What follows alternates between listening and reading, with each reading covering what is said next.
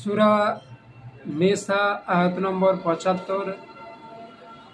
আল্লাহ পাক জালিমদের উপর কড়া সতর্ক করে বলেছেন যে যারা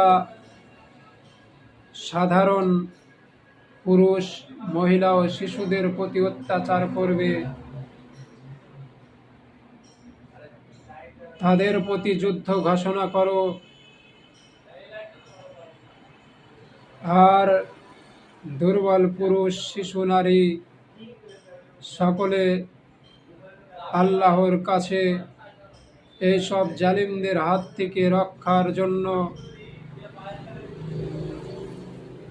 বলতে চেয়েছে, এই জনপদ থেকে আল্লাহ তুমি আমাদেরকে হেফাজত করো এবং সাহায্য করো।